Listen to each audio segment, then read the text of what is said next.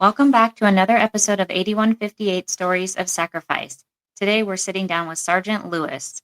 From his time in the 82nd Airborne Division and deployment to Mosul, Iraq, to his transition into law enforcement, Sergeant Lewis shares a powerful story of resilience, growth, and service. We dive into the realities of small-town policing, the challenges of repeat offenders and juvenile crime, and the often unseen toll that comes with the badge. Sergeant Lewis also opens up about an officer-involved shooting, living with panic attacks, and how therapy has helped him reclaim control. His message is clear. Reaching out for help is not weakness, it's strength. If you or someone you know is struggling, remember you are not alone. Call our hotline at 209-542-8158. Someone is always there to listen. Let's welcome Sergeant Lewis.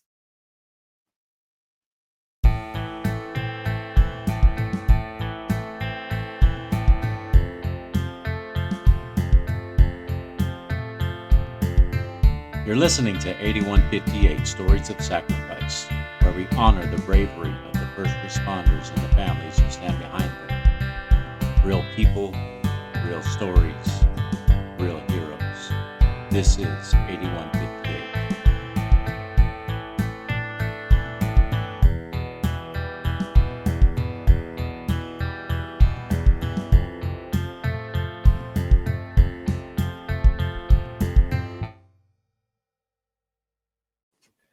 Welcome back, everybody, to another episode of 8158 Podcast, Stories of Sacrifice. Today, we will have a co-host, my wonderful wife, Brianne. She's going to co-host with us. And our guest for today is Sergeant Lewis. He is in law enforcement. Would you care if I shared your TikTok? Yeah, go for it. Okay. Sergeant Lewis, he is on TikTok, and his TikTok is Thai Nation.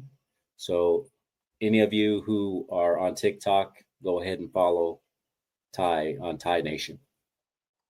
Awesome. Thank you for that. So how's it going there, Sarge? It's been a crazy month, but we're getting there. You know, I'm pretty good. How you been? Pretty good. We've been busy. Obviously you see all the shirts behind you. We put out a bunch of shirts already, and we're doing all kinds of stuff. I don't know if you know, do you follow Tactical Tinkerbell at all? I have, since you interviewed her. Yeah. So we're doing merch for her now too. We partnered up with her to do her merch, and she just loves it. Awesome. So. Yeah. You guys have really been growing here, and I've been all about it, man. It's awesome for you guys. It's cool. I appreciate that. Yeah. I mean, I know we've been on your, I've been on your lives and stuff, and I've always wanted to talk with you and interview you. And so I'm just glad you're finally on here. I know you got settled down. You just moved recently, correct? Correct. Yeah. I've been in my new house now for about a month. So. Okay. Yeah. So how you liking it? Man, I got a honey-do list that's going to last me the next couple of years. I think it's like I leave one job and I come home and it's a whole nother job. So it's it's been good. I just built a 20-foot patio out back. That took me 2 weeks to build by myself, and the wife's keeping me busy around inside the house too. So yeah, okay. I got a whole second job that I'm not getting paid for right now. Trust me, I know it. Just look at that one right there in the corner. He's always got a honey-do list. Always. I think that's part of being a new homeowner that I'm starting to learn is I don't think that list is ever going to stop. Nope, it does not. Yeah. It does not. We've been in this house, 2 years, 2.5 years? 2.5 years, yeah. And we're still doing stuff. I mean, I had to put up a fence, and I did probably about 89% of it by myself, and it was like 286 feet of fence. It was a privacy fence that I had to do. Yeah, that's a lot of fence. Yeah, after work, go out there, dig holes, put up the fence, dig holes. Oh, yeah. This patio I just built, because our backyard it slopes down into our back door. So I didn't want that because I don't want the potential of any kind of flooding or anything. So right. So I had to dig that whole hill back and built a whole retaining wall, and then the 20-foot paver section. And man, it was a lot. It was a lot of work. I was like, I could just do this, not a big deal. Weekend project, maybe. Weekend project turned into a couple week project. I was just like, Yeah. I understand why they charge so much for people to come out and professionally do this now. So, Right. yeah, It's hard work. It's not easy. it is hard work. Yeah, you got that to look forward to, except for it's going to be concrete, not pavers. Yeah, we want to put a giant pergola on the back side of our house. Okay. So we're going to concrete from one end of the house to the next and just cover it with the pergola and then do up a roof on that. So it's going to be nice though, like I think every day we spend out here on this patio since it's been done, it's a lot of work, but you're going to get the use out of it. So, oh yeah, we're going to sit outside during the storms. That's yes, sir. Yes, sir. All right. So let's talk about your early years and how you grew up. Okay. What kind of life did you have growing up as a child? Well, let me start. I grew up in central Indiana, small town called, well, it was a little bit bigger back in the day, but Marion, Indiana. Okay. I was raised by my mom. My mom and dad got divorced when I was around 6. I got 2 older sisters that are about 10 years older than me. My dad was a tool in the picture, but as we'll get into this, he wasn't necessarily the greatest person I could have had around. So yeah, I grew up in Indiana. Mom practically raised me because, like I said, my sister's 10 years older than me. So by the time I was 8 years old, they were off in college and out of the house. So, right outside Marion, there's a small town called Jonesboro, Indiana. I think population of maybe like 10. I mean, small town. They growing up, they had that. Have you ever seen the brick roads where they, all the way down Main Street? It was all just brick road. And I haven't been back there in years. I don't even know if it's still like that or not. But that's where, that's technically where we lived. And my dad lived in the next town over in Marion. So grew up there until I say I was about 14. And then my mom and me moved to Wisconsin, right outside Milwaukee. And then that's where I did that's where I did high school. I went to high school there, graduated high school there, moved back to Indiana for about 6 months. And then that's where I enlisted in the military. So. Okay. So for our audience, can you describe what branch of the military and what was your MOS? Yeah, I was in the Army. I was stationed here at Fort Bragg in the 82nd Airborne Division. My MOS, I was 19 Delta, which is no longer an MOS as of, I think, like 6 months ago. Oh, wow. Yeah, it's downsizing. 19 Delta is a cavalry scout, and we specialize in reconnaissance missions, route planning, and everything like that. So we worked in small teams, small groups, and we were the tip of the spear, man. If infantry needed to go out on a mission, they'd send us first, make sure the route was clear, go and get eyes on any kind of enemy movement, and report back. Our job was not to engage in any kind of fighting if we could help it, but just to sit and watch and report back. So, okay, yeah. So had you been deployed? I have during your service. Yep, I enlisted in 2015 and I got out in 2020. 2016 to 2017, I got deployed to Mosul, Iraq. Right when when ISIS was taking over and they had full control of northern Iraq. Our mission was to advise and assist the Iraqi partner forces. So we were with a Iraqi army unit for 9 straight months as they pushed through the city of Mosul and liberated it. Okay, that's pretty awesome. Yeah, my cousin, he was in Iraq. He did 3 tours, I think, over there. Okay. He was a part of Iraqi freedom as well. Yeah. We fall under Inherent Resolve, which I think is part of also Iraqi freedom still. Mhm. It was right there towards the end. So yeah, 2015, it's 10 years ago, but a lot of old time Army vets are going to tell you, man, you're just a baby. So Yeah. probably going to be the youngest guy you got on here at 29. 29, yeah. Yeah. So when you were going to high school in the small town that you were in, or I guess you were in Milwaukee by then, but did you always know you wanted to go into the military?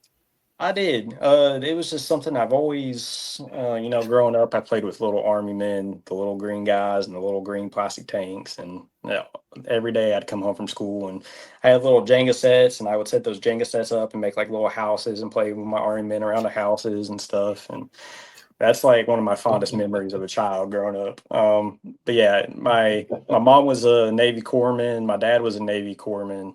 Wow. My grandpa was a Navy doctor in Vietnam.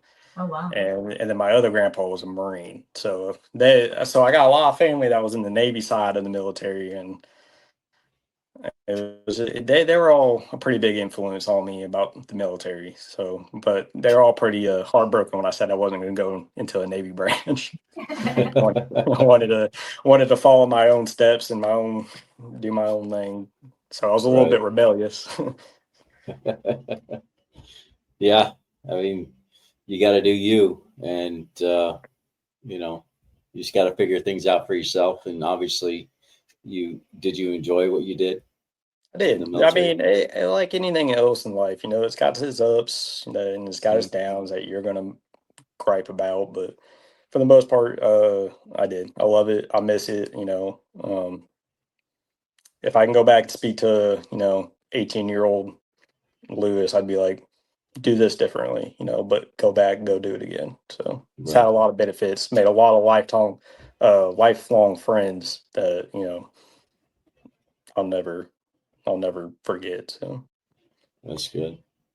yeah. During your time overseas, did you see any traumatic situations or anything like that that would kind of give you second thoughts about being a part of that? Like I said, our job was to be the tip of the spear and kind of report back what we saw. So as we entered Mosul, there was a lot of there was a lot of things that we did see as we entered the city.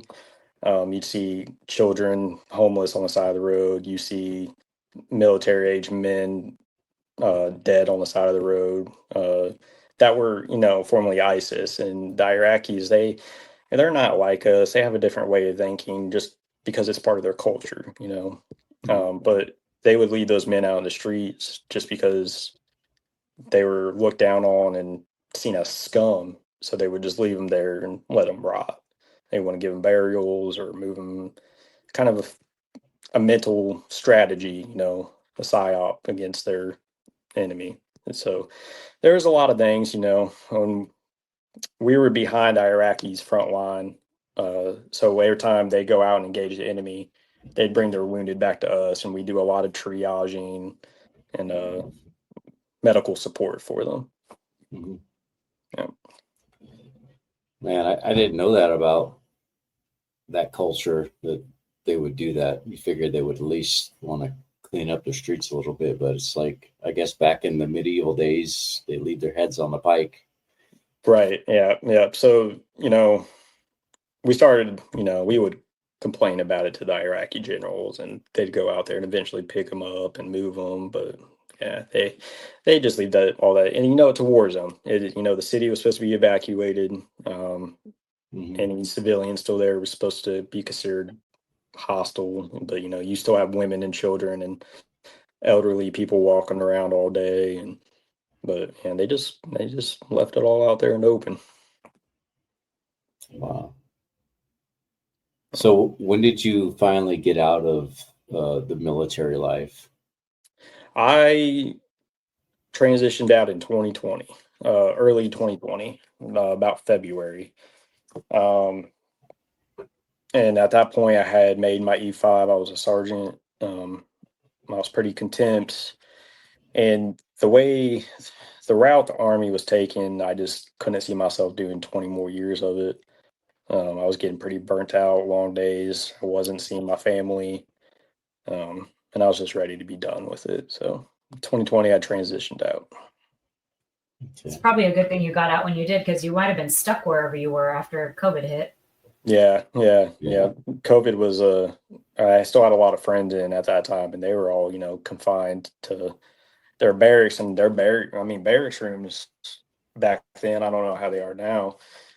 I'll say back then, it was like 5 years ago, but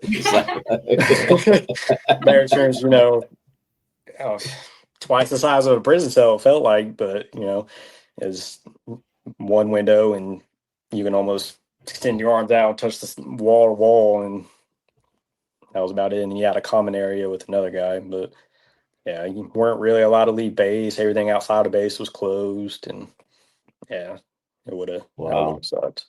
I had a lot of friends that did not have a good time down there during COVID. Can't imagine. Yeah, and then you still got to go to work, and then you're in your fatigues all day in the middle of summer in North Carolina. It's hot, and then now you're wearing masks, and you can't be indoors. You have to be outside. So yeah, they weren't having fun during the COVID days.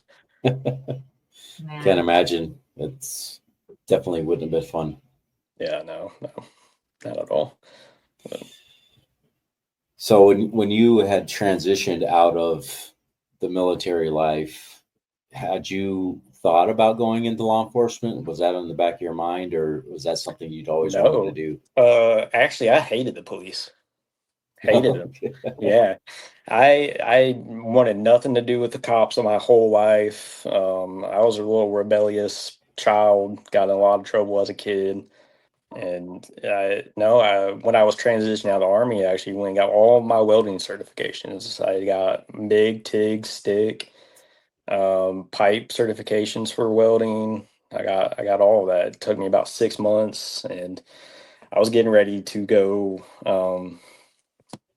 There's a shipyard, I want to say Mississippi, where they build all the Navy boats and everything. And I was going to go down there and get a job because it was a military transition program where, they gave you housing, you went and worked. And I was in a transitioning class to learn how to cope with being a civilian again. And a company police officer walked in, a company called G4S. I don't know if you've ever heard of them.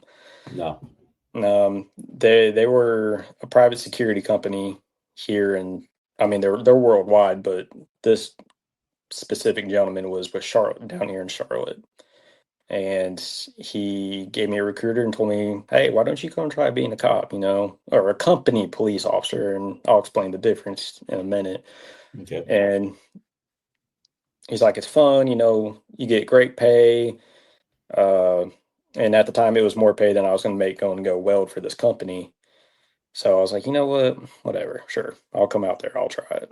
And I went out there and got the job.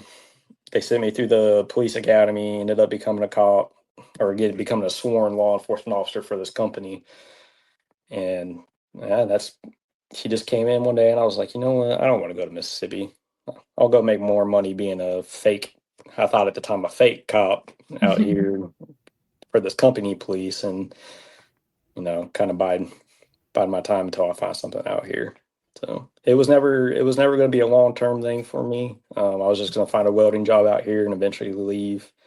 I was going to go to Mississippi and make like $14 an hour welding 10 hours a day.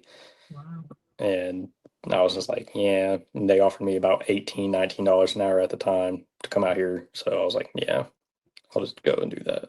14 an hour, that's low for a welder. Yeah. That's what I ended up finding out. And happy I kind of didn't go down that route or that decision. But yeah, no, man, I despised the police growing up. I was never, you can ask anybody in my family, they never thought I would have been a cop.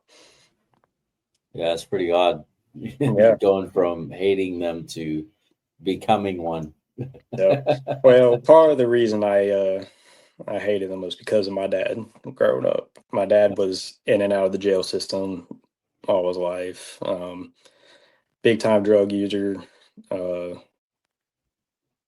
Just anything you can think of, he did it. He was known around town.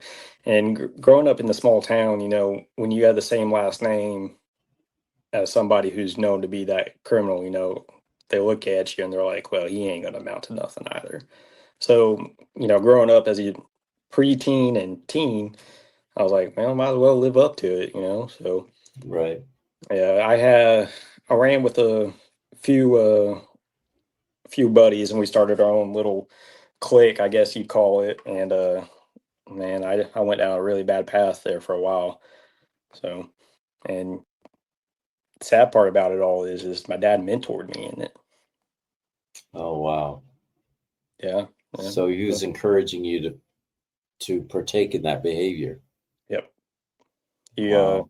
And he's like, if you get in trouble, call me. Don't call your mom. I'll come help you out. He taught me a lot of tricks to the trade of the criminal life that at that time that's actually came back and helped me with my career in law enforcement. So, Is your dad still alive? yes, he is. I haven't talked to him probably going on 2 years now. We did that whole back and forth thing where, he'd reach out, I'd forgive him, he'd be clean for 3 months maybe, and then kind of find out he's back in jail for possession of methamphetamine or something. Oh, Jesus. Yeah. So, yeah, my father, he wasn't a good father, but he did teach me a lot of things that I'd still, know today and appreciate him teaching me today. And then there's a lot of things I just, looking back on it now as a father and as a law enforcement officer, I'm like, man, how did I ever get put in those positions and think that's how I wanted to live my life? So, Right. yeah, he would, a little bit about him and examples of how he's not a very good role model is he lived in this little 2-bedroom, I guess you call it apartment above a mechanic garage in the small town that we lived in. And um, I guess I mean I didn't know it at the time, but I knew it was drugs and everything. But I'd go in his bedroom and he'd have a big dinner plate full of some kind of drugs and be sitting there bagging it up. And he actually, when I was about 12 or 13 years old, he actually ended up having me run it for him. Oh my gosh. Not across town or nothing, but like down to the street to certain cars and stuff like that. And what he would do is back in the Red Box days or the Blockbuster days, Mhm. what he would do is he would return CDs, but he would keep cases.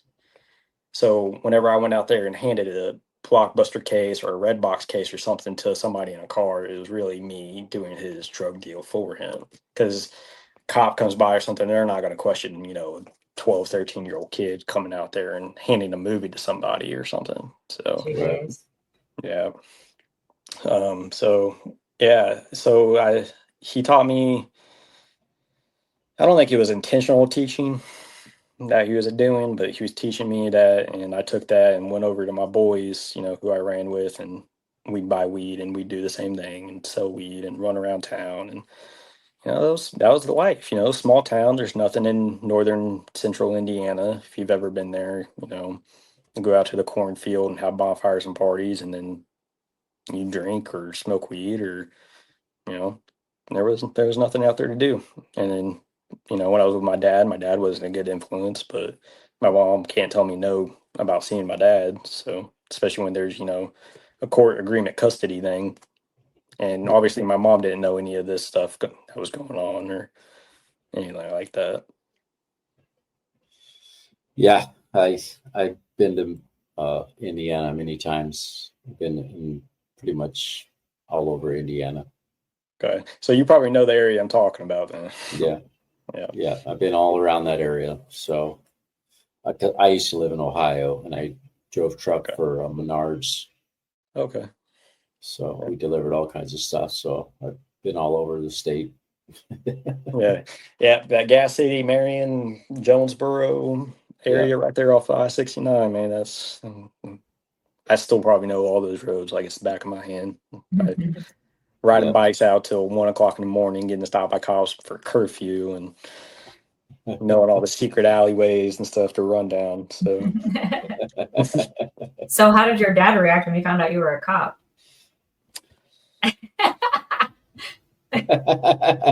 no. As a father, I think, he's going to have that aspect because he still loves me, he's still my father. And, I think he's proud of me. But, I don't really know. That's a very good question. I know he's probably not going around telling all his friends that, hey, my son's a cop. All right. Yeah, but so.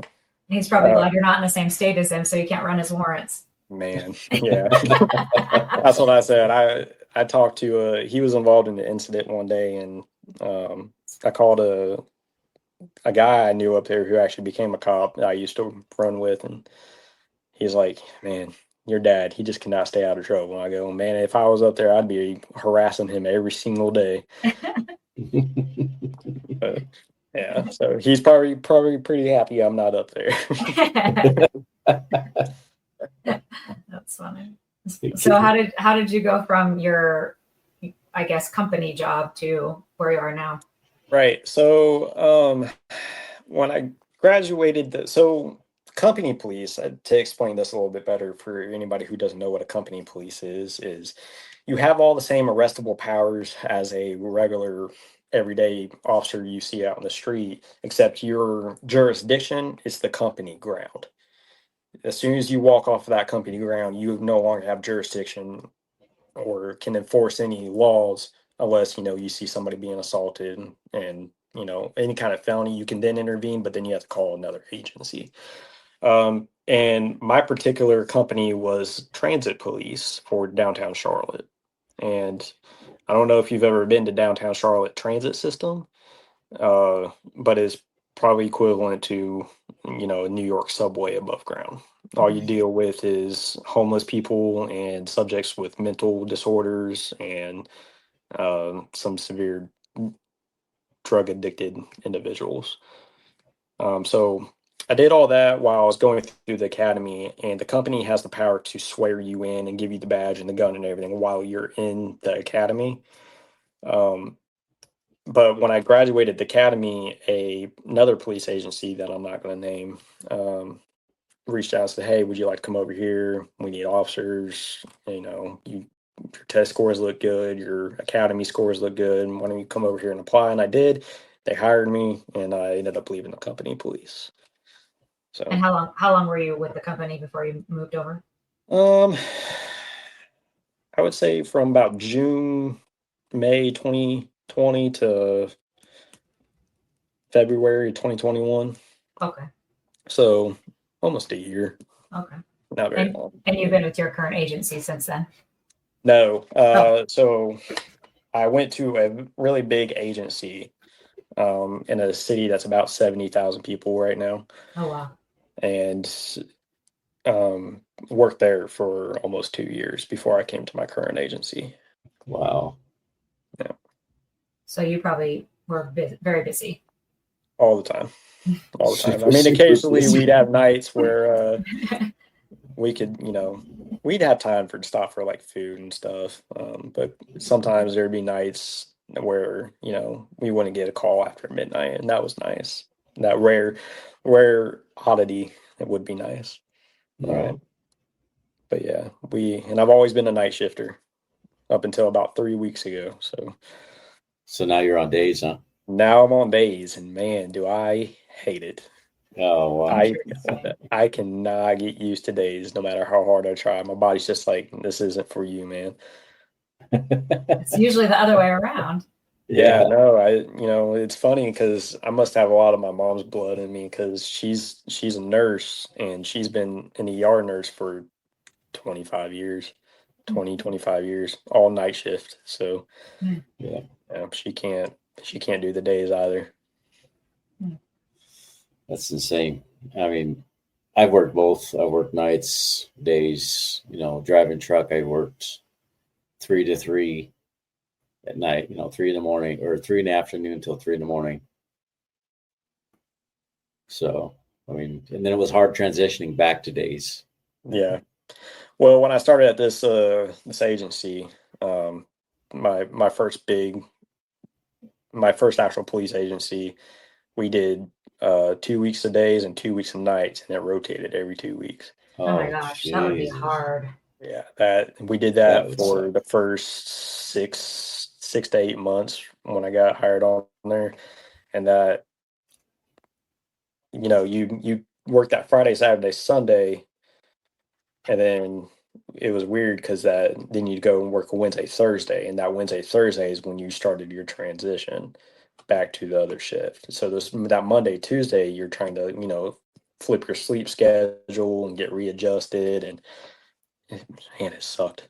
I hated it, but Yeah, luckily that's we came together as road officers and advocated for a change. So good. Right. I don't know how they can expect you to like be at your peak performance when you're rotating every 2 weeks. A lot of agencies actually do it. A lot of agencies, they have 2 week rotations, 1 month rotations, 3 month rotations where they do that. And I mean, somehow it works, but definitely that first day or two, some people you can tell it's taking a toll and they're trying to get used to it. And as soon as you get used to it with 2 weeks, you're just flipping right back. And now you got to get used to it again. So, Yeah, yeah. that's crazy. So, how long have you been with your current department?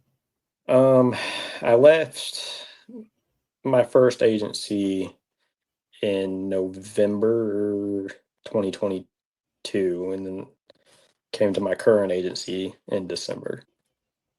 So I've been with them since December 2022. Okay.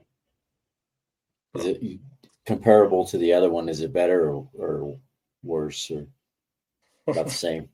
Um, well, I work in a much smaller town now. My town that I work for now is about 5,000-6,000 people.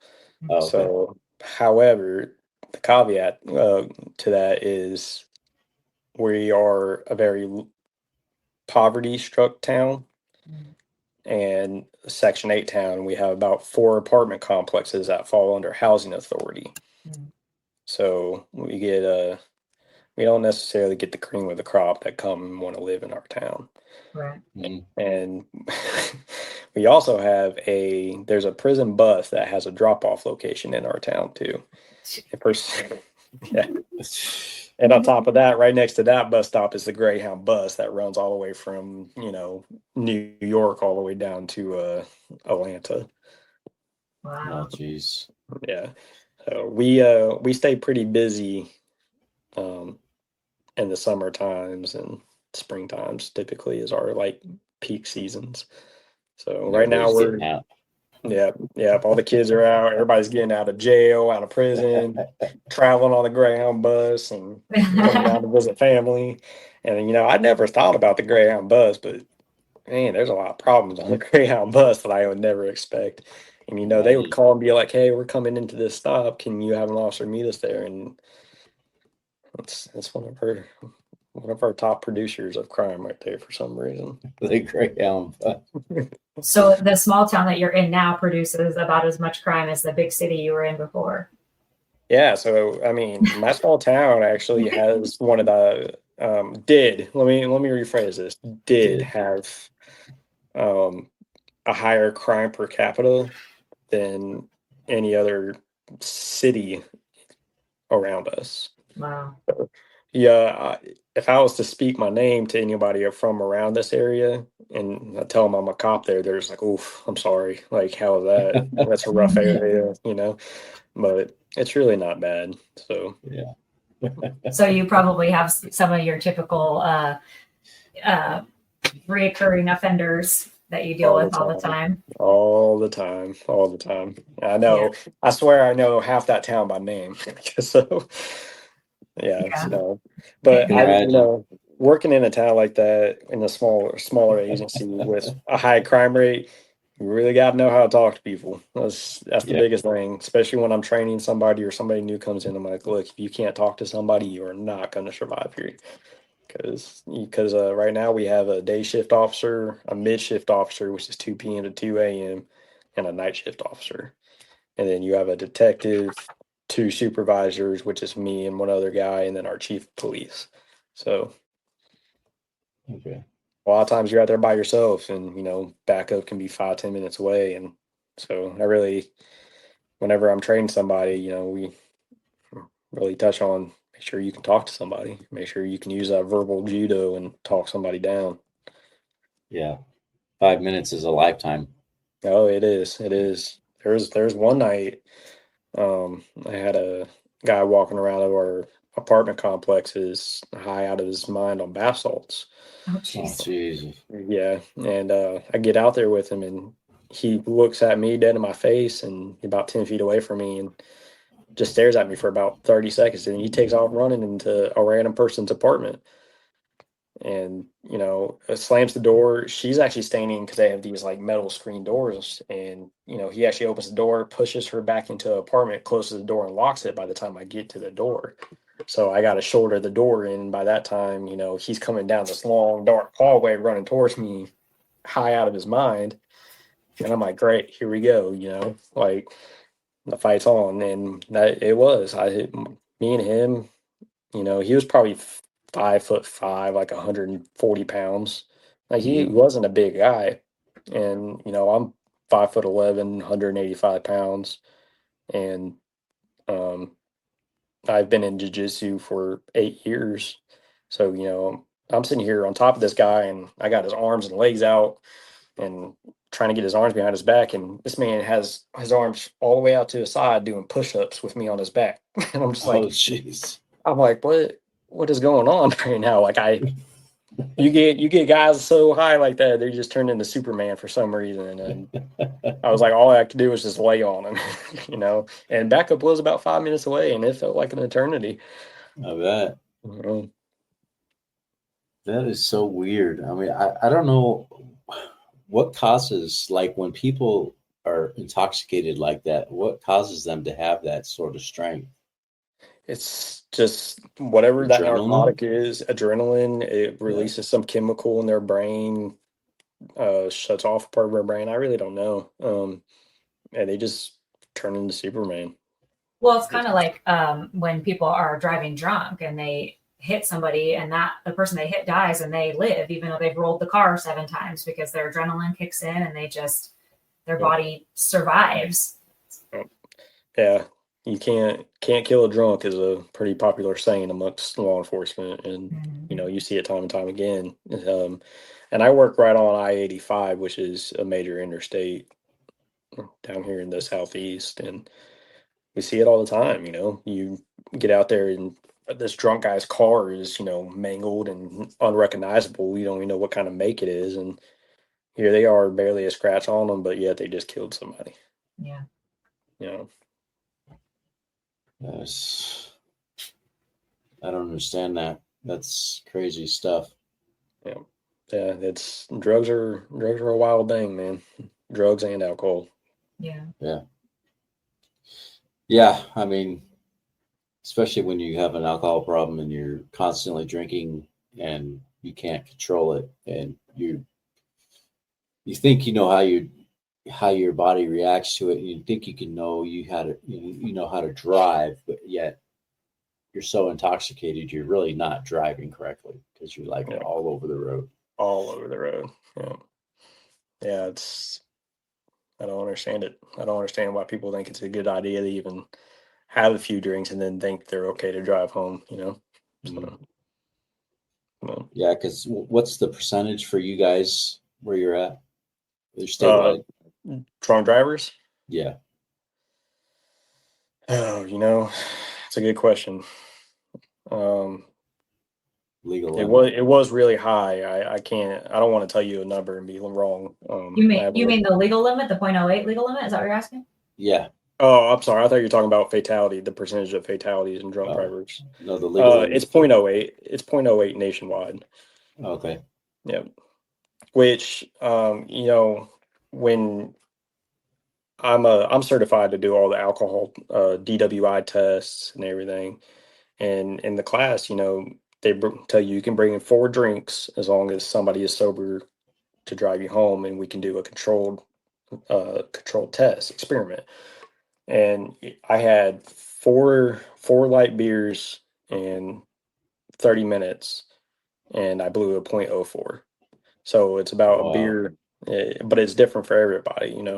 The woman next to me, who is 5'3", 110 pounds, soaking wet, maybe had 2 beers, and she was at right there at the legal limit.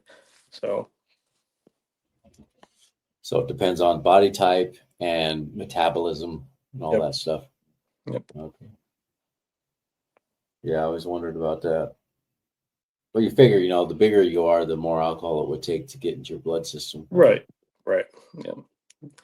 Depending on metabolism. Some big guys, I've seen some big guys drink 2-3 beers and just be wasted off their ass for some reason. I just never know.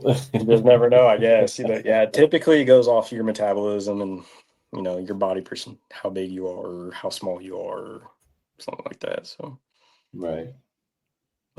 But drunks aren't my expertise, man. I will be the first one to admit that. I'll call a state trooper to come over and do my drunk so quick. Dope and guns, man. That's where my bread and butter is. So Right.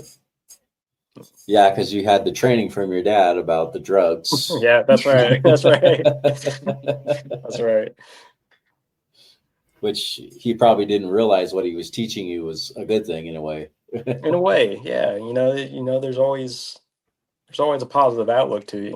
I know. Yeah. It taught me a lot of looking in very inconspicuous places, or conspicuous places, and you'd be surprised at what you find. I've opened up diaper bags, looked behind car seats. Mhm. Man, one guy, he had it scotch taped to the roof of his mouth. Oh, jeez. What the? Yeah, I don't know how you got. I was like, how do you even get the scotch tape to stay on Right. the roof of your mouth? He goes, we got to take a bunch of cotton balls and dry out your mouth. I'm just like, what? They get creative, don't they? You ain't lying. You ain't lying. They're pretty creative. His nickname would be Cotton Ball after that. I called him Cotton Eye Joe, I think, actually, is what my nickname. I wonder if that's where the song came from. Yeah. Yeah, they get creative. When you start asking questions, man, it'd be wild where that rabbit hole can go. So That's hilarious. Yeah. So on a day-to-day basis, what's life look like in a small town? Do you guys have any Dales or Rhondas in your town? Say that again. Sorry. Dales or Rhondas? Dales or Rhondas, yeah, that's what Tactical Tinkerbell refers to Her regulars. guys. Or regulars? Yeah. Women, yeah. Yeah. What are they I would called? say, oh yeah. We Flyers. definitely. I didn't hear that. Yeah, we got quite a few Dales and Rhondas that, they're out at night because they're streetwalkers. But I'll pull up on them and I go, "Got any crack on you today?" And one woman would be like, "No," or she'd be like, "Yeah." I was like, "Well, come on." Really? Yeah, but they know me, and this one particular woman, we'll just call her Rhonda for the sake of the show. And she lives 10 miles away, but yeah, she'll walk to our town and go buy from her local dealer. And I'll be like, "Hey, you got it on you today?" And she goes, "No, he didn't have any today." I'm like, "All right." And I was like, "Can I search?" Like, she'll give me consent to search her, or she'll just honestly hand it to me some days. And I'm like, "When are you gonna quit doing this stuff?" And she doesn't even try to hide from me. She'll just walk straight down our main street and just be like, "Hey," and just catch her on the right day, she'll have it. But I typically will give her a ride home, or unfortunately, because she'll have some crack on her, I'll have to take her to jail. But she's in and out of our jail system so much that they just give her like a $500, $1,000 bond, something she can post real quick, and she's right back out. So Right back out on the street. yeah, but yeah, I'll just roll down my car window and pull right up onto her. I'll be like, "Rhonda, what you got today?" And she'll just pull out of her little bra strap and hand it right to me. I'm like, "All right, you know the drill." What a waste of money. Yeah, I was like, why don't you walk down the back roads or the side streets or have somebody drive you? And she's like, there's no point. I'm like, wasting money going in and out of jail, you know? Yeah. Right. And on the drugs that she doesn't get to use. Right. Yeah. Yeah. Rhonda's fun. I had a ride along with me one day. I pulled up to her and I go, got any crack on you today? He just goes, did you just ask that? I go, yeah, sure did. He's like, I've never seen somebody just pull up and blatantly ask if they have crack. I was like, why not? She's like, no, but I got my pipe. And then she pulled out her pipe. I'm like, throw it away. Go on. That is funny. Rhonda's a hoot. I love introducing her to all the new people. Oh, God. Oh, the stuff you see in small towns is just crazy. Yeah, we are a small town, but you know, we are a suburb of a bigger city of about 40,000 people. Okay. You don't know where our city limits starts and theirs starts. You So just you get a drive lot of spillover. a lot of spillover. And, I'll tell you what that town's called. That town's called Salisbury, the bigger city or the bigger town. Their nickname Shotsbury. That's what their nickname. Oh, wow. Yeah, A lot of violence. A lot of violence, a lot of shootings, a lot of carjackings, armed robberies, and for some reason, all roads lead to my small town. So, So they always go from there through your town to get out. It's what it seems like. It's what it seems like. And always find their car or the stolen car is parked in some road in our small town, and I don't know.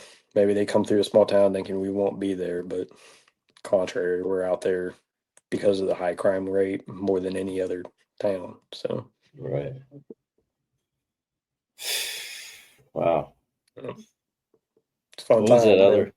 Yeah, that sounds like that was like V.A. Leo when he was a police officer. He's a police officer in Virginia. He used to be a cop there, and he was between two bigger cities, so all their crime would spill into their little town. Yep.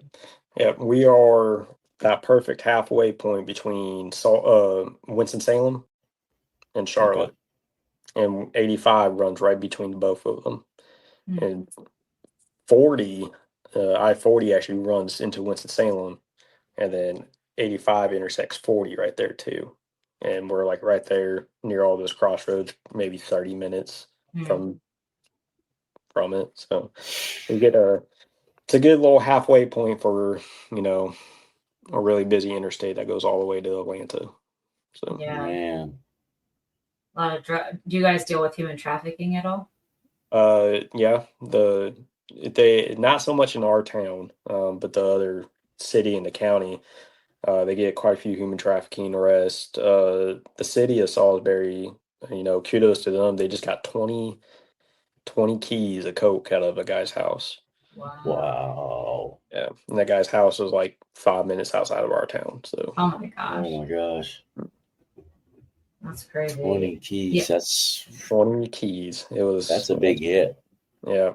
Yeah. And you know, what's crazy to me is, you know, I looked the guy up and I looked at his criminal history. I'm like, how's this guy even out on the streets? You know, he's got 75 charges, violent charges on him, and he's just out walking around, you know. Wow. Our judicial system is not great, unfortunately. Oh, right. Yeah, it could be better. I'll say that. It's really unfortunate because you guys go through so much time and energy and effort to put these people in jail, and then they go to court, and then the judge just lets them walk, and you're like, I just did all this, I just cost the taxpayers all this money putting this guy in jail, and then now he just gets to walk and do it again. Yeah. Right. So we actually just had a homicide two weeks ago. Oh Jesus. It's still an investigation, so obviously I'm not gonna pour out too many details, but basically, you know, guy walked to his door and got one right to the head. The guy that is now deceased, I had arrested 6 months ago, and I arrested him for firearm by felon, which is a pretty serious charge. Possession of fentanyl and cocaine. Oh, And, wow. and that's another guy. He had, pages on pages of felony crimes that he's been charged with. And he's also a validated gang member and everything else. And our court systems gave him, unsupervised probation. And it's like, if you guys, if our judicial system, would have been better and, put that guy behind bars like he probably should have been, he could still be alive. His kids could still have a dad and everything. And, that's being in law enforcement. That's one of our most frustrating things is, our DA's office just dismissing cases or Mhm. pleading cases down to probation or misdemeanor charges or stuff. Because, a lot of times with these felonies, we do tons of investigation, tons of paperwork um, just to build this case. And we submit it to the DA's office, and they're like, okay, well, so we don't go to trial. We're just going to plead this down to a misdemeanor drug charge and dismiss everything else just because the courts want their win rate to stay high because it looks better. Right. And Right. man, it's frustrating. It's frustrating. Yeah, the guy that killed my cousin, he had been in court prior to this with drugs and gun charges, and he was let out. And how he ended up with another gun is mind-boggling, Yeah. And he ultimately used it against a deputy and took his life. And, I understand jails and prisons are getting full, but, we can't just keep letting repeat violent offenders walk out around our streets, Yeah. because bad things happen. We will return after this quick ad break.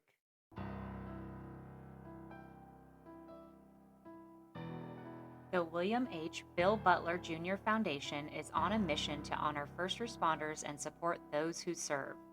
We provide scholarships for families who have lost a hero in the line of duty, offer second chances to juvenile offenders who are working to rebuild their future, and help new recruits pursuing careers as first responders.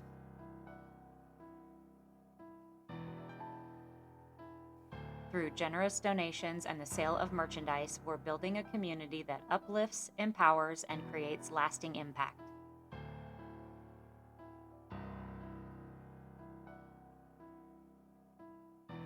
You can be a part of this mission as well. Visit 8158podcast.com to donate or shop today. Together, we can support those who serve, honor those we've lost, and give hope to those who need it most.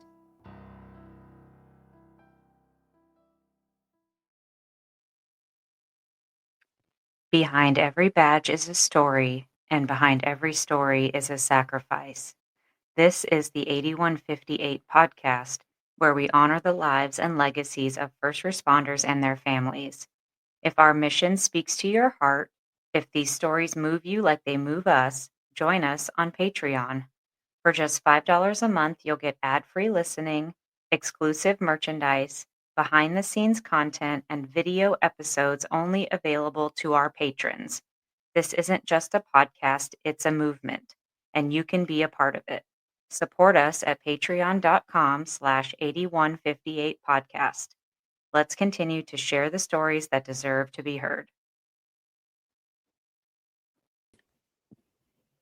But Yeah, it's kind of the same in reverse too. I mean, I'm a true crime junkie, so I listen to all the true crime podcasts and stuff, and it's just amazing how much time and energy they put into wrongful convictions. Convicting these people that have no past histories and have, and an eyewitness ID'd them, and so they take all their time and energy to build this case against somebody who sits in prison for 20 years and then gets exonerated by DNA, but then they let all these people who are actually guilty walk. It's just crazy.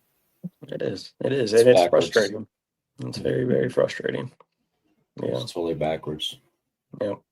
But I don't work in the judicial side of things. I don't know why. Hey, I can only speculate why they do things a certain way. But it would be nice to see more violent offenders who are charged with more serious crimes be put away for some time. Yeah. There needs to be a level of accountability for a lot of offenders. And, Absolutely. there has to be some way to keep them from hurting other people. Because obviously, with these people, if they have a rap sheet that's longer than your freaking arm, then And part of our investigations that we do, or if we make a felony arrest, we have to do a felony case summary. It's a whole felony report for the case, and part of that case, we have to print off their criminal history. And if I'm printing off 40 pages of criminal history, well, why are we still letting this man just leave and go right back and doing?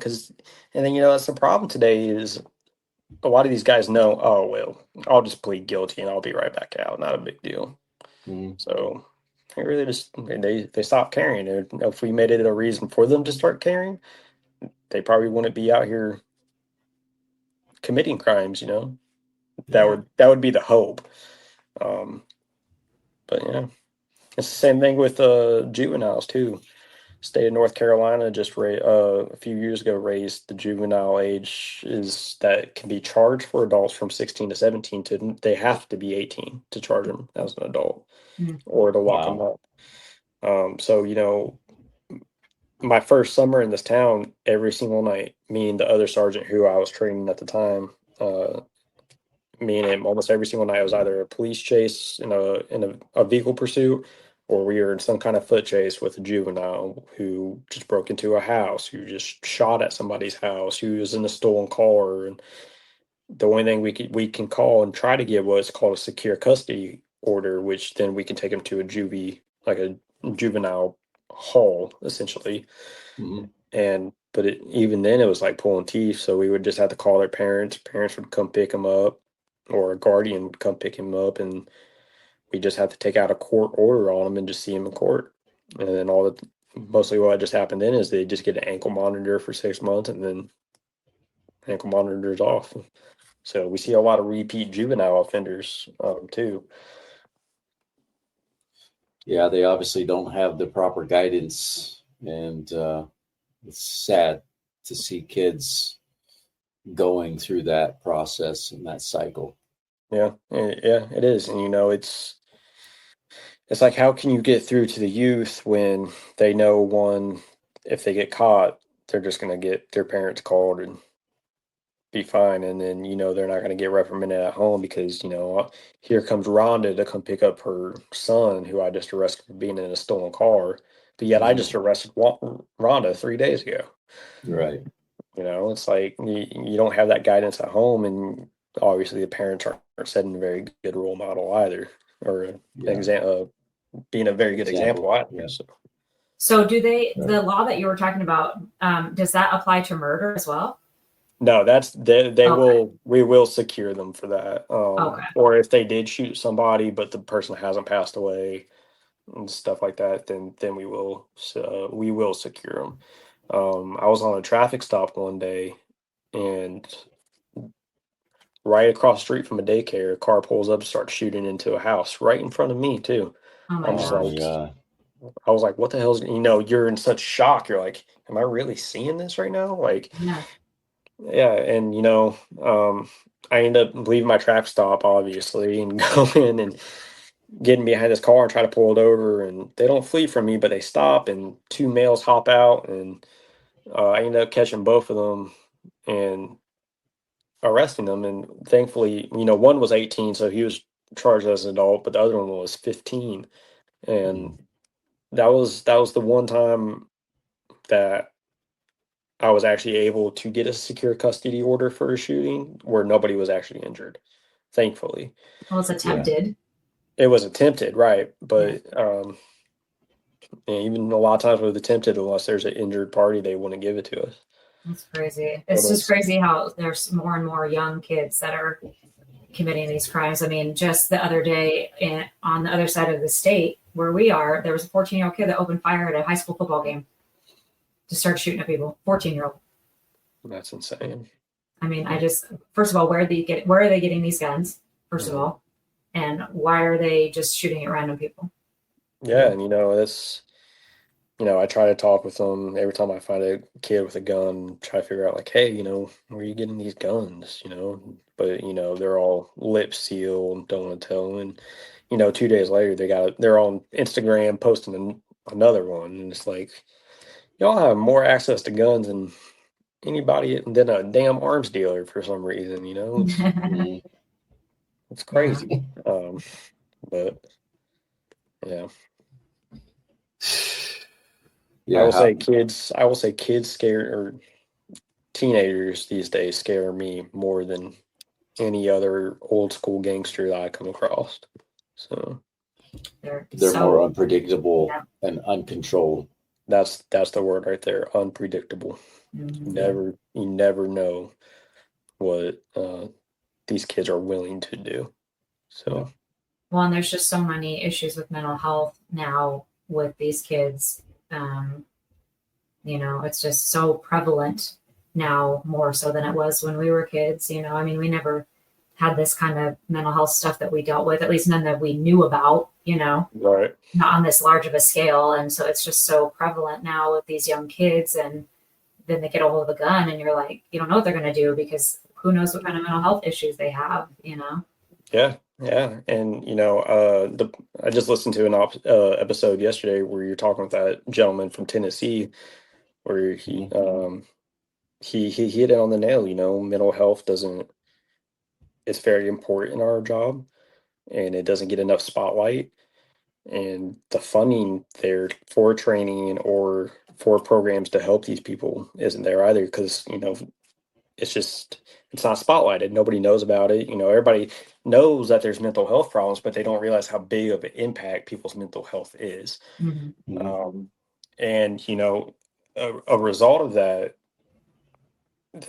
I really started getting deeper into mental health this last month because of an incident I was just involved in on July 8th. I was involved in an officer-involved shooting on July 8th with a mental health subject. I didn't know it, obviously, at the time or anything like that. But since that shooting, I've been taking more online classes, doing my research, like looking for signs of it.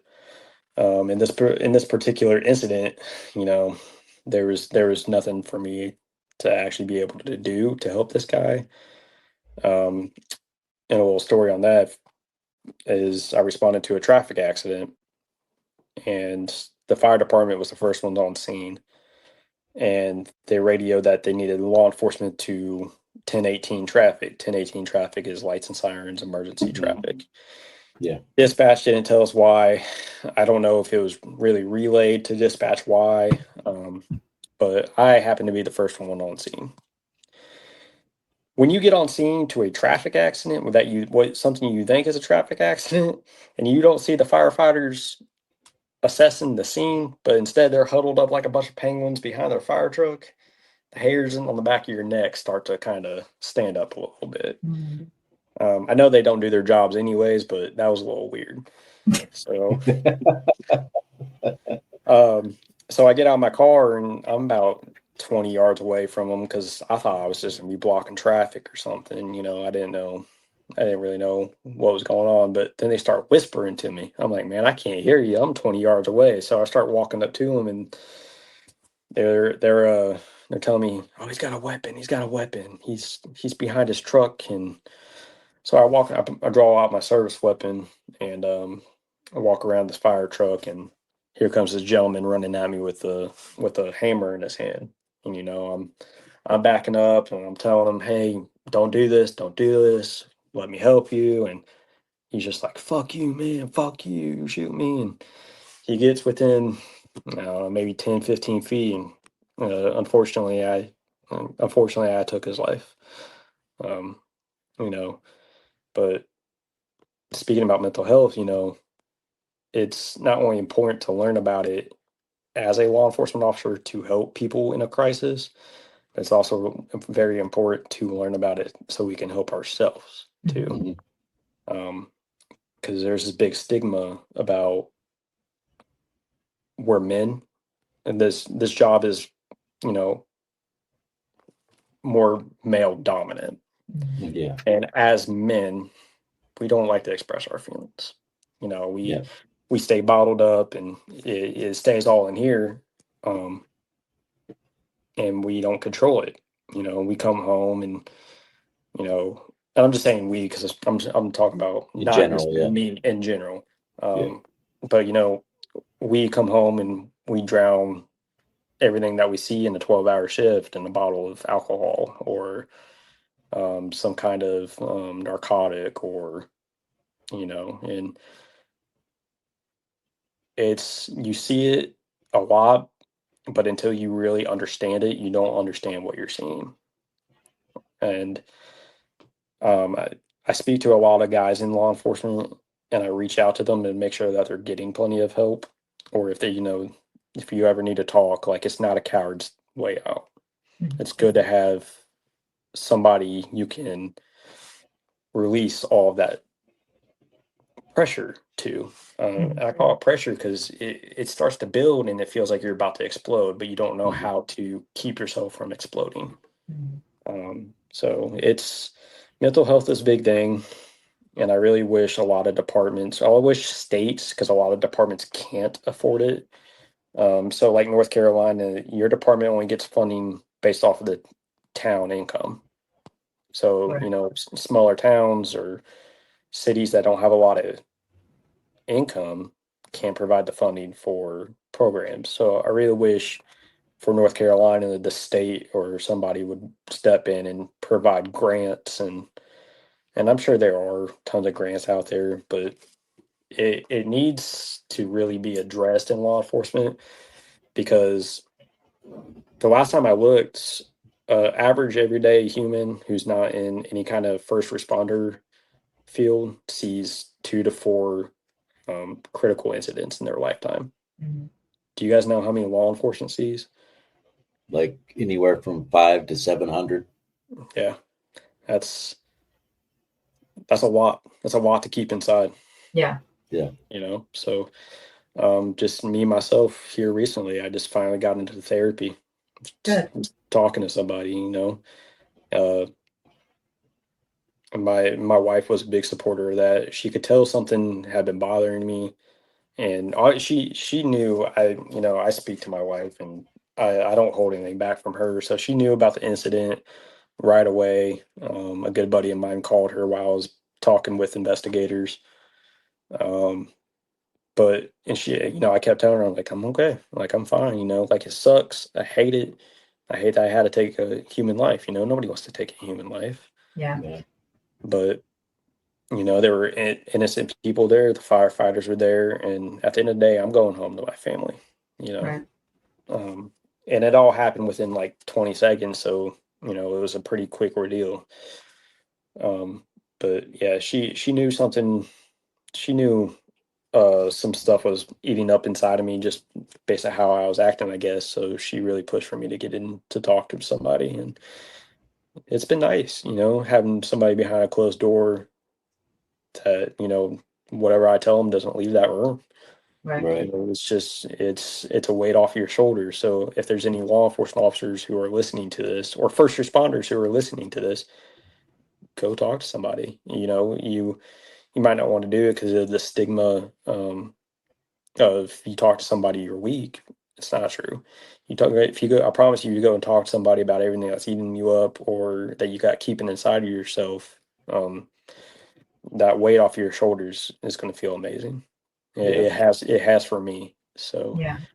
and a lot of things that I've said on here, the whole thing about my dad, man, I hope my mom doesn't listen to this podcast, but she might go track my dad down and murder him. But,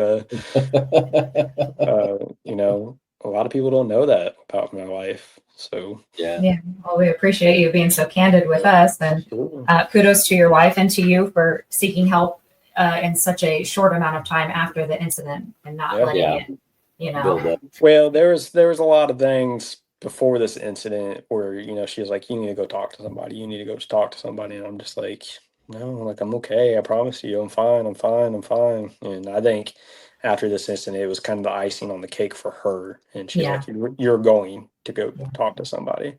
Yeah. Because I was off of work for 2 weeks because of this incident, just while they did their investigation. It's just departmental policy and stuff. Mhm.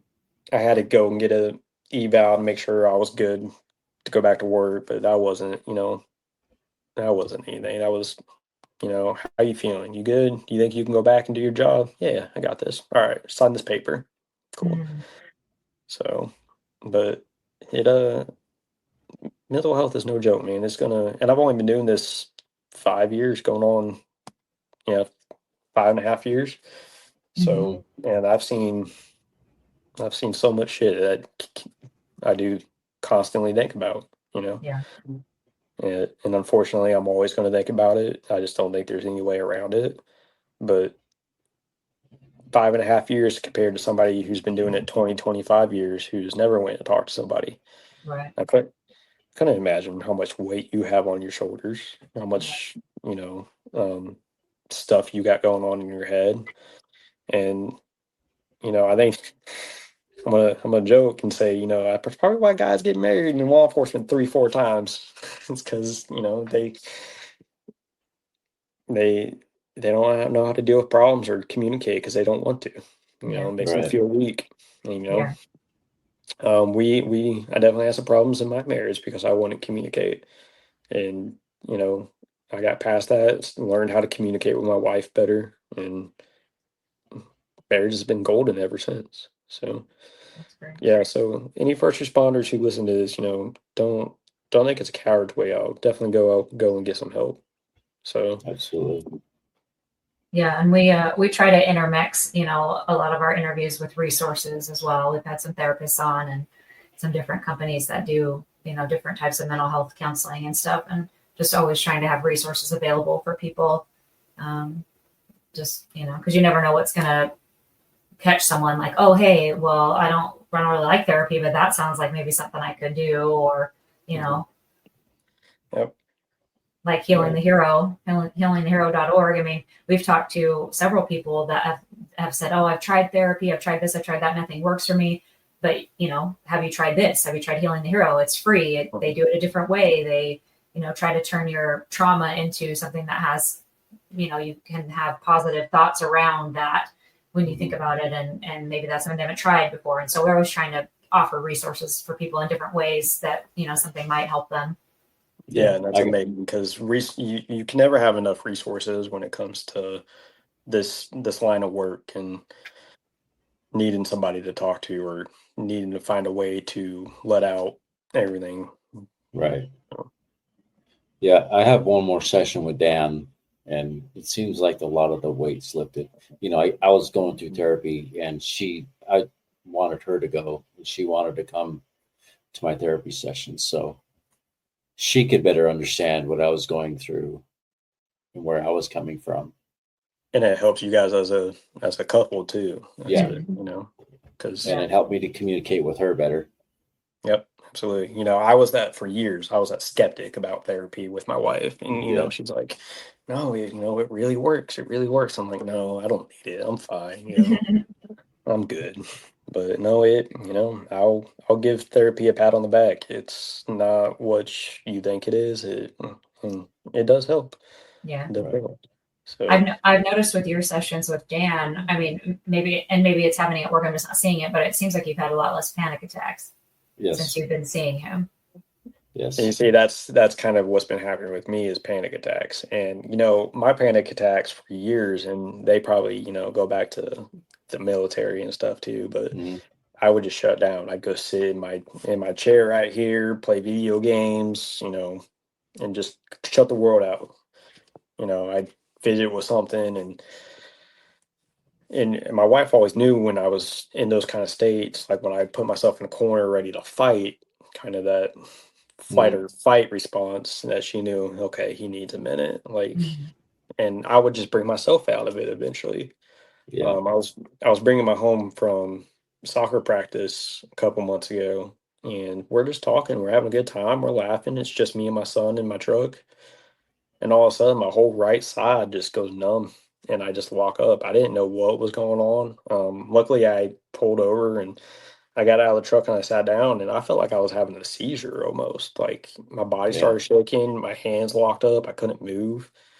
And I called my wife, and she came to where I was at and was able to talk me down. She's a she's an ER nurse as well, and she knew exactly what was happening to me, so she was able to talk me down. And I felt really bad because I was in the old town I worked in at that time, and a bunch of guys pulled up because somebody had called 911 because they saw me on the side of the road, going through it, and they're like, "Yeah, we got a call for an overdose out here." I'm like, "Nah, man, I'm not. I'm not overdosing. I promise. I'm just I was going through something, and my wife came to help me out. So that was my first big panic attack, I guess. And I had two more since then, and I got since going to therapy and getting some help on it. I haven't had one since. That's good. Therapy does work. It does, and it might not work for everybody. There might be something else, but definitely sitting inside and hiding from it isn't Right. healthy. It's not. So And having to cope with it doesn't work either. yeah, having to cope with it does not work. Yeah. Yeah. I know from personal experience, it just gets worse. When symptoms get worse, they get stronger, and it feels like you're going to die, like you're having a heart attack. And my second one, I was driving the whole family, my father-in-law, my kids, my wife, everybody down to Florida because we were getting ready to take a vacation on a cruise. And we were somewhere in Georgia, Florida line, and then I had one, and I was just like, I just got to stop. I just went in the bathroom, sat in the bathroom at a gas station, and just had it all out. And I was like, and it just comes out of nowhere. Like you could be the happiest dude, laughing, having a good time, and all of a sudden it just hits you. So yeah, and if you don't know what it is, it's definitely frightening. I'll tell you that much. yes, that's for sure. I wonder if that's, I mean, you have a lot of years while you're driving too. I wonder if there's a reason for that. The things, when you're driving, your mind goes a lot of places while you're driving. True. You have a lot of time to think. You had a lot of time to think while you're driving. So that's probably why. Yeah. Yeah. But I haven't had them for a while. That's good. That's good. How long you been in therapy for? When did we start doing the therapy with Jessica? Maybe a year. A year. Has it been that long? Yeah, about a year. And then I started doing sessions with Dan, like right after his episode came out. Yeah. So it's been a couple of months. Well, you've had to have kind of long in between sessions. So. Yeah, because they're doing brain scans with people, and they're trying to get all their stuff proven through the universities and stuff. Okay. All the scientific data. Yeah. All the nerdy stuff. Yeah. But didn't he say that most people only need 4 sessions with him though? Generally, yeah. So I mean, you got one more left, and hopefully, you won't need any more, at least for a while. For a while, yeah. 4 sessions. It's pretty good. Yeah. Yeah. It's just kind of like a way of taking the bad things and reframing them into a positive, like taking the bad memories and replacing them with good memories, and triggering the brain to think, to go back to the good instead of the bad, so that you are happier. You know what I mean? Yeah. And if I feel like I'm having something my wife pointed out, is the same thing, thinking about the good things instead of the bad things, but also focus on something in front of you, bring yourself back to where you're at right now, and just tell your body, I'm not in danger, I'm fine. And so yeah, that's what the girl that he was seeing before he started seeing Dan, she said the same thing. She was like, you have to tell yourself, if you tell yourself there's a bear outside that door, your body and your mind are going to think there's a bear outside that door. So you have to tell yourself you're not in danger and there's no bear. Not in danger, yeah. And use your sensory perceptions, your fingers, touch your hand, count to 4, Yeah. And then, part of that, thinking of if it, the civilian side of things.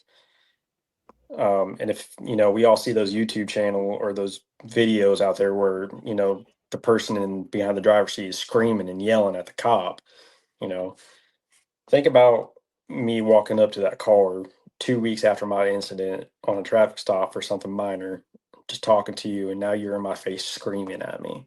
And now if I wasn't able to get all that stuff out, right? Mhm. What if I just blew up on this woman for, speeding down the road, so it can affect your job, and it's, don't let it sit there and eat you up inside, because it could end up costing you your job. Yeah. So Yeah. Absolutely. Yeah. I mean, it's better to get help than it is to let it bottle up. absolutely. Yeah. And I had to find that out the hard way. Yeah, Mhm. right there with you, unfortunately. I think most people do. They find out when it's, Too it's late. like dynamite, Yeah. it goes and goes until it explodes. Yeah. Yeah. Yeah. She knows firsthand. And, I was behind the wheel and I almost passed out because it was so bad. I went numb, had to pull over. Everything starts going black. Yep. It's scary. Your It is heart's scary. racing. And the first time it happened to me, I was like, when, because you hear about them, but nobody really tells you, like, or nobody ever really told me, like, when it happens, you can't move your body. Like, your Yeah. body just goes, Shake. you just sit there and shake. And Right. so I was like, I have no idea what's going on, because this is, I'm, 29 years old. This never has happened to me a day in my life. Like, do I need to go to a hospital? Like, what's happening? And I got at the time, my 11-year-old son with me. I'm like, what, like, I don't want to die right here in front of my son. Like, what the hell is happening? I hate to see him like that. So, or I hate for him to see me like that. So Yeah. yeah, Those physical reactions. it's terrible. It's a terrible thing, and people, first responders, everybody, if you got stuff bottled up, you need to talk to somebody. You need to find a way to cope with it. So, Exactly. Yeah, definitely find somebody in your area or talk to somebody. And if you're having serious panic attacks to where you need professional help, seek it immediately. absolutely. So on a lighter note, changing topics.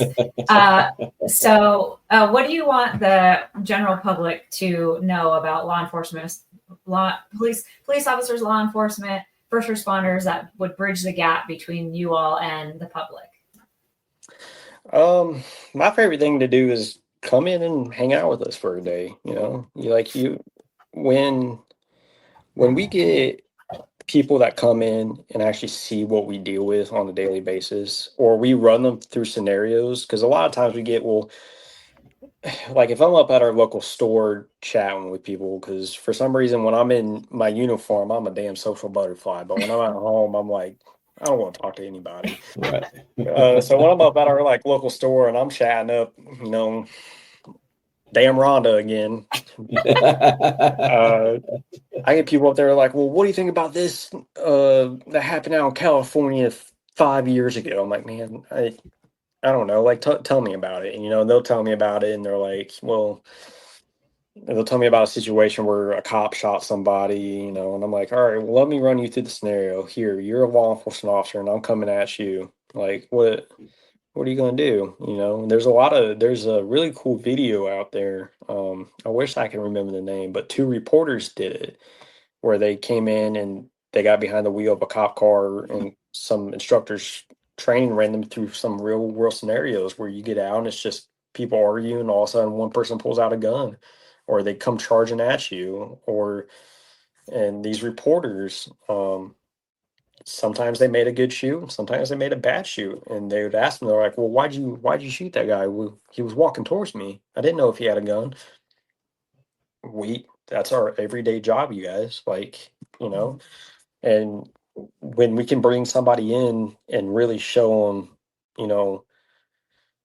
scenarios that we're involved in daily, it really opens up their eyes and sees, okay, well, not every cop is really bad. I'm not saying that our job is full of honest, great people, because it's not. I just fired a guy a couple weeks ago because he was untruthful, and he's made an ass of himself to the public every time he pulled somebody over, and it was just like, we can't keep doing this.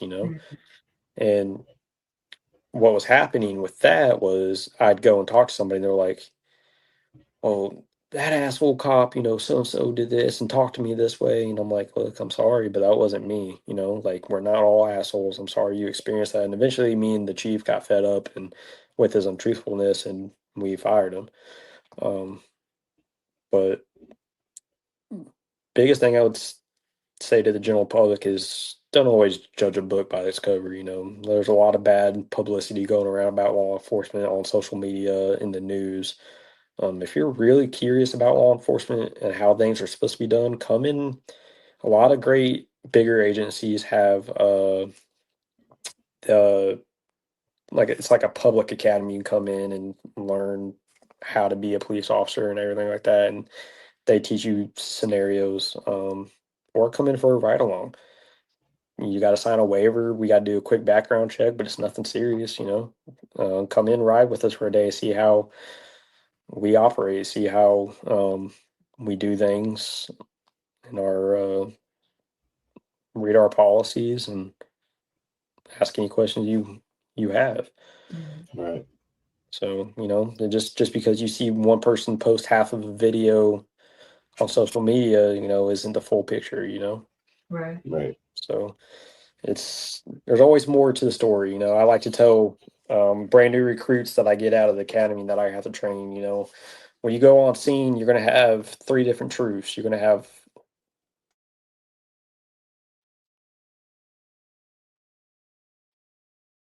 Uh-oh.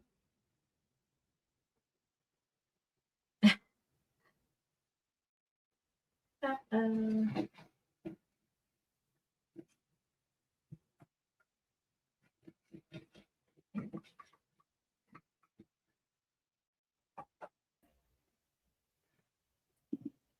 For some reason, I got booted out. Did you get booted out? I was the only one in here. Yeah, it said studio session ended and booted me out. That's so weird. Huh. Anyways, we'll edit that. So you were talking, yeah. What was I saying? When you get a new recruit with you. Yeah, so when I get a new recruit, when we're going to, like a verbal domestic or something like that, I'm like, look, you're going to have 3 different truths. You're going to have one party's truth, the other party's truth, and the actual truth of what happened. And, it's just, the picture isn't always what you see. So, Yeah, and a lot of the reason why we started this podcast, not only to bring light to his cousin's shooting, but to also make people realize that you guys are people too. You go out there every day and you do it just like I do. I go sit in an office, but I do a job, and you guys go out and you do a job, and you have family to come home to, and you want to come home safely, and just be respectful and follow the law and do what you're told, and you're not going to have any problems. Yep.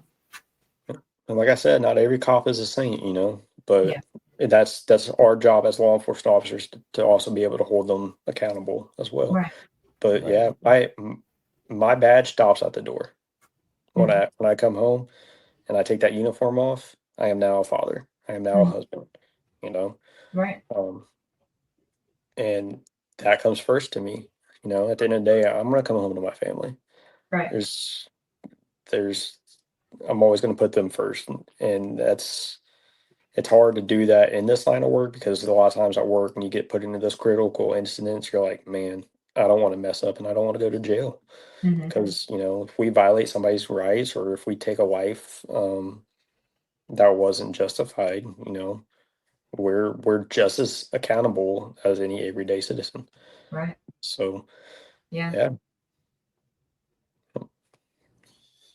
that's crazy. Wrongful death shootings are definitely hard. They are. And it's got to be scary for you guys too, because you're assuming because of your training or your thinking that this is a dangerous situation, and you react accordingly, and then find out it wasn't what it was, and then now you're on the hook. Now you're on the hook. Yeah. And it's even with my shooting that I was involved in. I knew I was justified in it. A giant ball peen hammer is definitely a deadly weapon. Yeah. Um, but it just runs through your mind over and over and over again. It's like, man, like what could have I done better? What could have I done to prevent this? And that's when you're involved in a critical incident such as I was. It's all constant repeat in your head. So, yeah, Yeah, it's tough. scary thing, Yeah. Well, and you guys are out there risking your lives every day to keep everyday citizens safe, and it's frustrating when people don't appreciate what you guys do.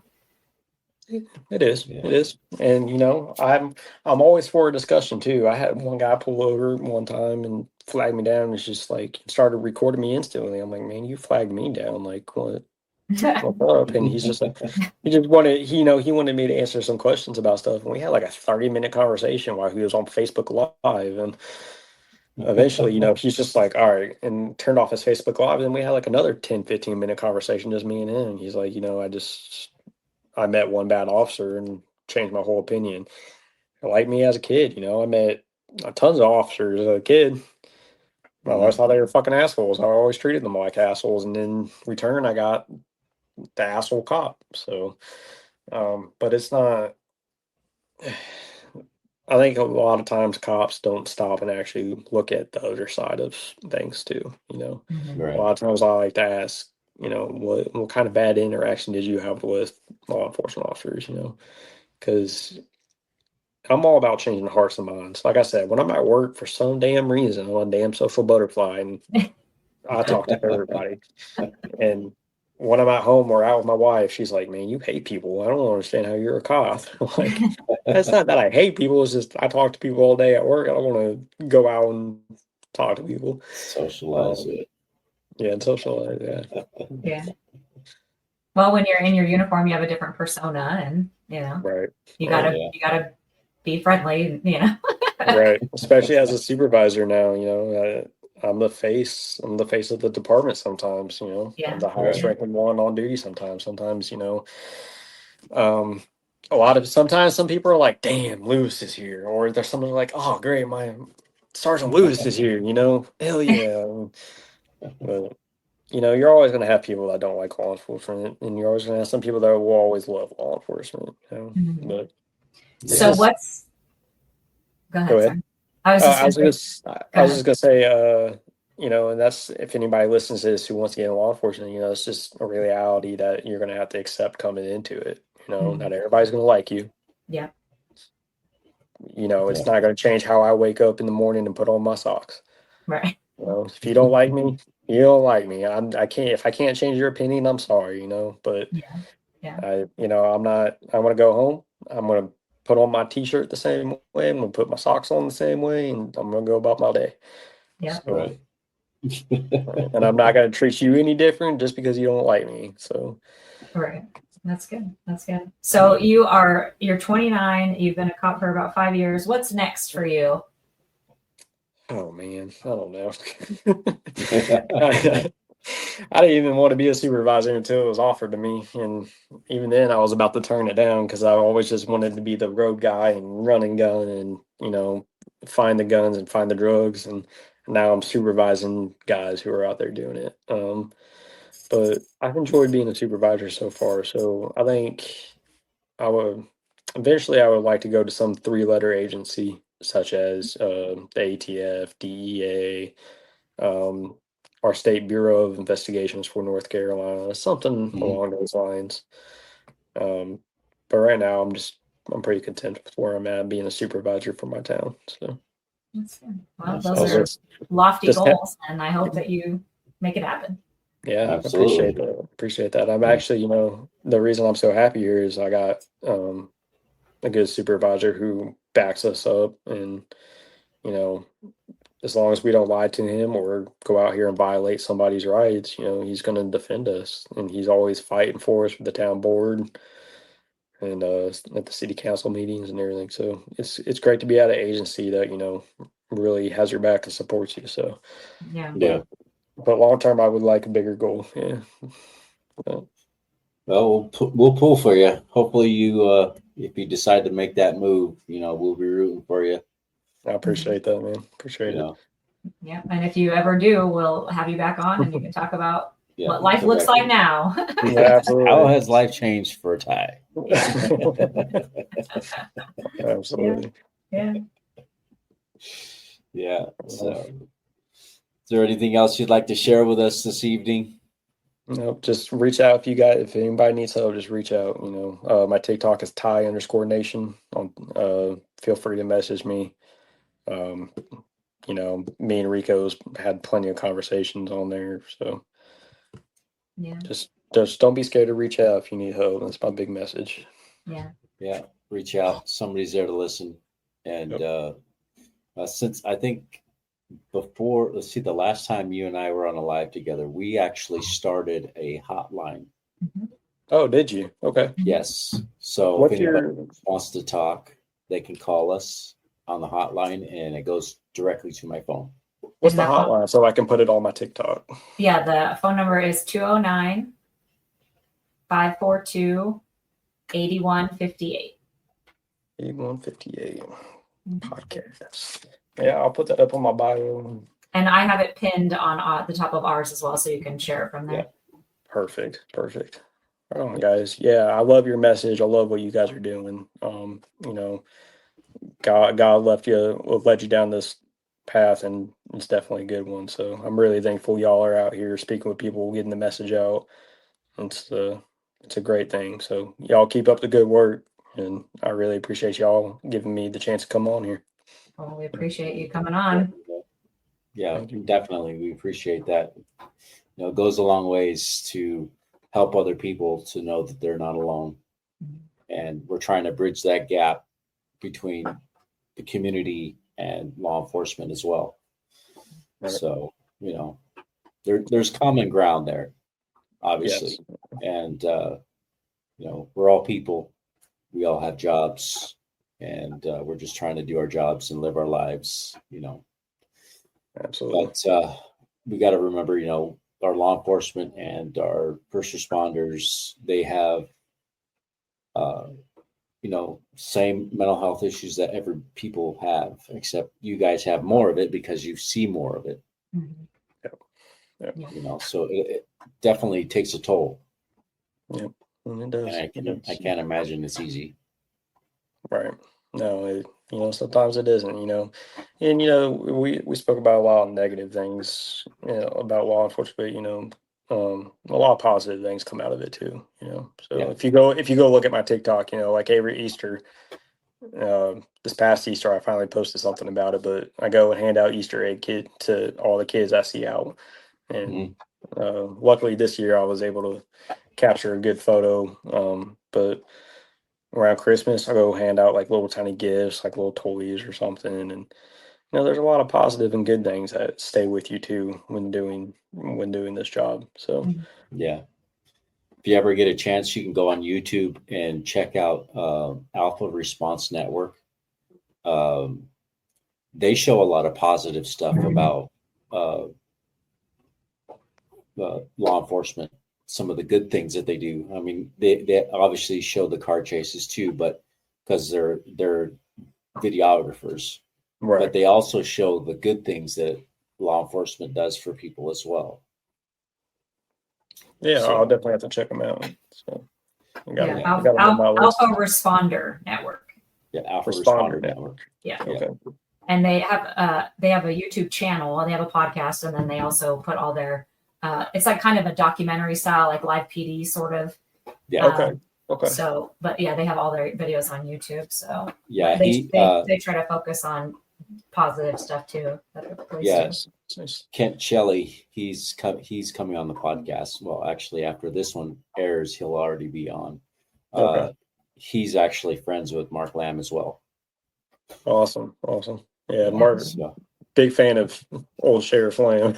Yeah, he actually got Kent into doing the Alpha Responder Network live PD type stuff because he was like, "Hey, I know these guys that have this film company," and brought him down to help him do stuff with Turning Point USA, and so that's how they got kind of connected. And then he started doing the police ride-alongs and stuff. So That's awesome. Yeah. Yeah. So anyway, Yeah. all right. Well, did we lose Where'd he go? He went disappeared. flat. Did he go bye-bye? I don't know, did his phone die? Maybe. I bet his phone died. Oh, it's Oh, he's still connected though. It's just the picture's gone. Yeah. Oh, there he is. He's coming back. That's right. I mean, we're wrapping up anyways. So. there he is. I don't know what's going on here. Oh, but you're on the other screen still. Oh, there we go. Okay. All right. That's okay. We're wrapping up anyways. Yeah, we were just wrapping up. So yeah, I can't remember where we were at. We were talking about positive things about law enforcement and Mark Lamb and Alpha Responders Network. Yeah.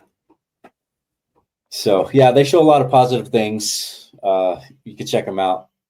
I did. He does. Kent Shelley does a podcast as well. Okay. And he interviews Frank Slope, and also I can't remember the other guy's name. What's that show? Friday with Franks or Friday with Frank? Yeah, Friday with Frank. Yeah. Love those. Those are hilarious. Yeah. That's awesome. Yeah, he knows. He knows Frank. He knows the other deputy who's now a police chief. The one who is under Sheriff Mark Lamb. Do you remember his name? I can't remember his name. I just saw his name of it. I can't remember it, but anyway. Yeah. Anyway, well, we appreciate you coming on and thank you for your service and keep doing all the good things and thank you guys so much for having me on. It was a pleasure. Yeah, don't forget to keep doing your lives. You must be busy. I haven't got on there in a minute. I need to get back on there, but I'll definitely be back on there shortly. So yeah. All right. Yeah. Well, you have a good night. It was great talking to you, and we'll talk soon. Absolutely. Thank you guys. See you again. Bye. Bye. See ya. All right, everybody. That was Ty from Ty Nation, Sergeant Lewis, law enforcement officer. And great guy, awesome guy. Him and I had a few conversations before. And it was great. I love talking to him. It was good to get to know his story on a personal level and to be able to share his story with you people, all of our listeners. So, and thank you, my wonderful co-host, for joining us on this venture today. Thank you for having me. It was fun. You're very welcome. I appreciated having you on here. So maybe we can do it again. And I promise I'll introduce you again. Well, eventually it'll just become a regular thing and people will just know I'm here and you won't have to introduce me. Right. She'll just be here and talking to the guests with me and playing with the dogs, trying to keep them quiet as Luke paces around around her office while I'm in the other office over here. So if you want to see our dogs on video, you got to subscribe to Patreon. Yeah, there's Dookie boy right there. Duke. He's our pit bull. He's the meathead of the family. He's a sweet, adorable meathead. Hi, Duke. Oh, yes. There's Mr. Duke. And there's Mr. Chewy. And so you got to go. Chewy behind there. You got to go pay $5 a month and watch the video so you can see our crazy mutts. Yeah. So we got a big one and a small one. They're meathead and pinhead. Yes, and you're a slobberhead, aren't you? Yeah. And Duke slobbers like a toddler. Yes. And he gets in and eats dirt like a toddler. He comes in with a dirty face. Yep, and he gets bubbles on his face when he wants food. Yes. That is one thing that he does is when he's getting ready to eat, he has bubbles dripping down both sides of his jowl. And sometimes he'll have like triple or quad bubbles coming out of his mouth. Yep. All right, everybody. Thank you for joining us on 8158 Podcast Stories of Sacrifice. Have a wonderful night.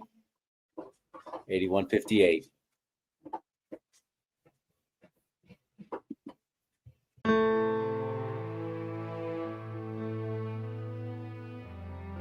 Thank you for joining us on 8158 Stories of Sacrifice.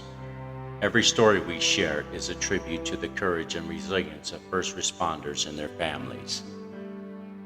If this episode impacted, encouraged, or inspired you, please subscribe, leave a review, and share with someone who supports first responders. Follow us on all social media platforms at 8158 Podcast for updates. 8158 Stories of Sacrifice is a team effort. Rico brings the stories to life through casting, writing, original music, and editing. Brianne Shipley as production manager, handling booking, social media, graphics, promotion, marketing, website management, and logo design. Please visit our website at 8158podcast.com. For questions, collaborations, or to share your story, our email address is contactus@8158podcast.com. Until next time, let's continue to honor the legacies and remember the sacrifices of those who serve, every brave man and woman on the front lines, protecting and defending us all. This is Rico signing off and honoring 8158.